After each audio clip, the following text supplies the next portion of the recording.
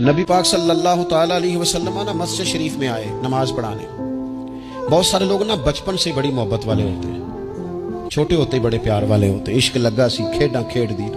چھوٹا سا بچہ حضور مسجد میں آئے نماز پڑھانے تو نبی کریم علیہ السلام نے اپنے نالین مبارک اتارے تو اس بچے نے فٹافٹ اٹھا لیے، اٹھا کے نا پھر اس نے وضو صاف کیے، صاف کر کے اپنے پاس رکھ لیے۔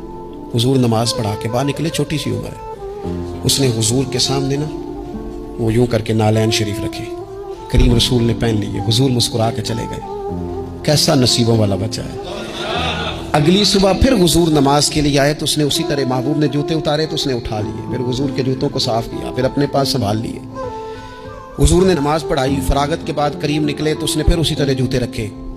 تیسرا دن ہوا، وہ یوں سامنے کھڑا ہے، حضور نے یوں مسکرا کے دیکھا، کریم نے دیکھا، محبوب نے جوتے اتارے، اس نے تھامے، صاف کیے، اپنے پاس رکھ لیے۔ حضور تکمیل نماز پر باہر نکلے، جوتے اس نے سامنے رکھے۔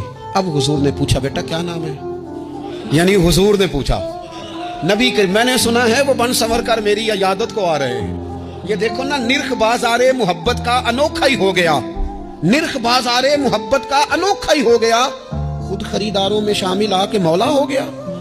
یعنی حضور نے خود حال پوچھ لیا، نبی کریم نے حال پوچھا کیا نام ہے؟ اس نے کہا فلانا۔ باپ کا کیا نام ہے؟ حضور فلاں بن فلاں۔ کس قبیلے سے ہو؟ یا رسول اللہ فلانے قبیلے سے۔ فرمایا تمہیں کس نے کہا میرے جوتے اٹھاؤ، صاف کرو، پاس رکھو، جب نکلوں تو دو؟